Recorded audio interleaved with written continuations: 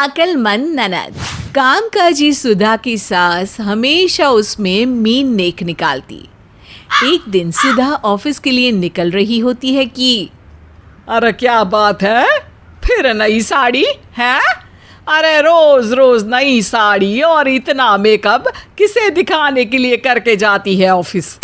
एक मेरी बेटी है सीमा, तुझसे ज्यादा कमाती है, तुझसे ज्यादा पढ़ी लिखी है, लेकिन मजाल है तेरी तरह फिजूल खर्च करे।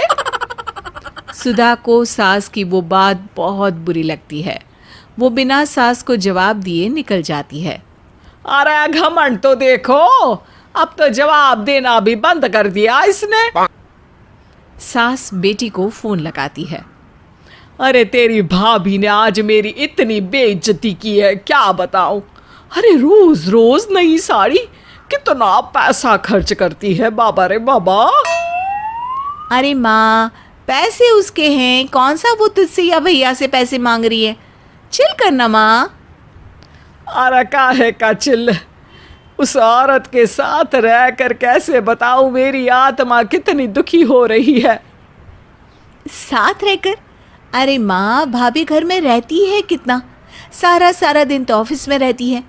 घर में सारी सुख सुविधा का फायदा आप ही तो उठाती हैं। ऊपर से भाभी आपकी हर डिमांड पूरी भी तो करती हैं। अरे बेटी तू ना बहुत भोली है, उस औरत की चाल नहीं समझती। दूसरी ओर सुधा ऑफिस में बैठी होती है कि उसकी सहेली श्रेया वहां आ जाती है। अरे सुधा, आज थोड़ी हैरान परेशान सी लग रही है, सब ठीक तो है ना?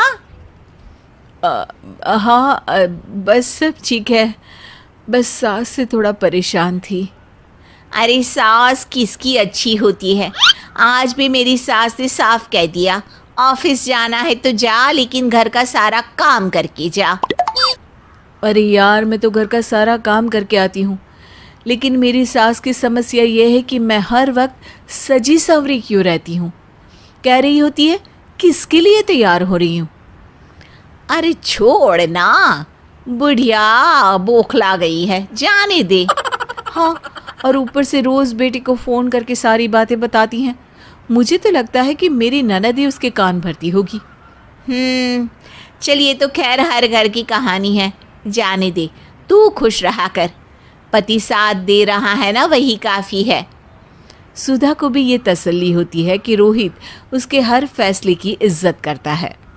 और रही बात सास की, तो जिसे ज़िंदगी में समझना ही नहीं है वो कभी नहीं समझेगा। सुधा घर आती है जहाँ सास बैठकर सुधा को देखती है, लेकिन कुछ बोलती नहीं। दवाई खाई है आपने माँ जी? सास कुछ बोलती नहीं। अब खाने में क्या खाएंगी रात में? सास फिर भी कुछ नहीं बोलती। सुधा समझ जाती है कि वो उससे नाराज़ है सुबह के व्यवहार के लिए, लेकिन सास ने भी तो गलत बोला था, पर मरती क्या ना करती। छोटी थी इसलिए बहू खुद ही जाती है सास को मनाने के लिए। आप नाराज़ है क्या? सुबह मैंने आपकी बात का जवाब नहीं दिया इसलिए ना। माँ, मुझे ये अच्छा नहीं लगा था कि आपने मुझसे ये कहा कि मैं किसी और को दिखाने के लिए सज रही हूँ। सास को भी लगता है कि उसने कुछ गलत कहा है। वो बहू को कहती है, अब चल कोई बात नहीं, लेकिन हर रोज नई नई साड़ी। माँ, वो साड़ी नई नहीं थी, पुरानी थी, बस मैं साड़ियों को अच्छे से संभाल कर रखती हूँ, इसीलिए नई सी लगती है। आपको याद नहीं? ये देखिए, ये मेरी पिछले साल की फ़ोटो। वो अपने मोबाइल में सास को फ़ोटो दिखाती है जिसमें उसने वही साड़ी पहनी होती है।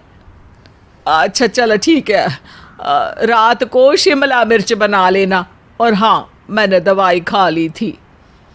सास की बच्चों सी बात सुनकर बहू को हंसी आ जाती है। माँ, खुश रहा करिए ना। सास को लगता है कि बहू ड्रामा कर रही है। अगले दिन वो अपनी बेटी को फ़ोन करती है। अरे सुन बेटी, मेरी दवाई ख़त्म हो गई है, वो वाली जो तेरे घर के पास मिलती है, ऑफिस से घर जाते वक्त ले आना ना।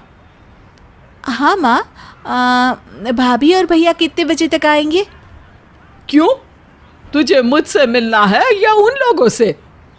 माँ, मैंने महसूस किया है कि भाभी को लगता है कि मैं तुमसे उनकी बुराई करती हूँ, एक भाभी जिसमें मुझे माँ दिखनी चाहिए, उसमें मुझे भाभी भी नज़र नहीं आती। मैं उनके पीछे से घर नहीं आना चाहती, वरना उन्हें गलत ना लगे। अरे वाह जी वाह, भाभी में माँ, मैं मर गई हूँ क्या? देख, दवाई ले आना बस। ये बोलकर जिद्दी सास फोन रख देती है। शाम को बेटी घर आती है। अरे माँ, कैसी हो? बड़ी खुश लग रही हो। क्यों ना खुश हूँ, तू जो आई है, वरना इस घर में मेरा है ही कौन? अरे माँ, कैसी बात कर रही हो? भाभी और भैया भी तो है। ये ले दवाई। अरे तेरी भाभी कितना कमाती है पता है तुझे? मुझे तो कुछ बताती ही नहीं। माँ, वो तो कोई नहीं बताता। मेरे भी सास ससुर को मेरी तनख्वाह कितनी है ये पता नहीं है। अरे पर बेटी, देखती नहीं कितना मेकअप और रोज नई साड़ी? तू तो कभी इतना दिखावा नहीं करती। माँ, वो दिखावा नहीं बल्कि शौक है। तू तो मुझे बचपन से जानती है ना, मैं कभी मेकअप और फैशन नहीं करती हूँ, कभी शौक रहा ही नहीं। और भाभी को नई साड़ियों का शौक है, तो ये तो अच्छी बात है ना। अरे उसकी उम्र में तो मैंने 10 तोले का सोना इकट्ठा कर लिया था। ऐसे पैसे बर्बाद करती तो होता क्या? देखो माँ, तुम्हें सोने का शौक था, इसलिए तुमने सोना इकट्ठा कर लिया। अब भाभी को साड़ियों का शौक है, फिर ये क्यों नहीं सोचती कि इतनी ही कम उम्र में भाभी ने अपनी कमाई से एक फ्लैट भी तो बुक कर लिया है। वो तो नहीं सुनाती। सास बेटी से कुछ कहती, उसके अगले ही पल पीछे से सुधा आ जाती है। अरे सीमा, कैसी हो? कब आई? नमस्ते भाभी, अभी आई हूँ। माँ की दवाई देनी थी, वो वाली जो मेरे घर के पास मिलती है ना। ऑफिस खत्म होते ही आ गई थी। अच्छा किया। रुको, चाय बनाती हूँ तुम्हारे लिए। और हाँ, रात का खाना यहीं खाना है, मैं ऐसे नहीं जाने दूंगी। भाभी किचन में चली जाती है। सुधा भाभी के पीछे किचन में जाती है। भाभी लाइए, मैं आपकी मदद करती हूँ खाना बनाने में। सुधा काम छोड़कर सीमा की तरफ देखती है और कहती है, मदद ही तो की है तुमने मेरी। मैं समझी नहीं भाभी। माँ के बहू के प्रति बह के दिमाग को सही दिशा दिखाकर तुमने मेरी मदद ही तो की है सीमा। कौन ऐसी ननद होती है जो माँ से भाभी की तारीफ करे? तुम तो मेरे लिए हमेशा खासी रहोगी।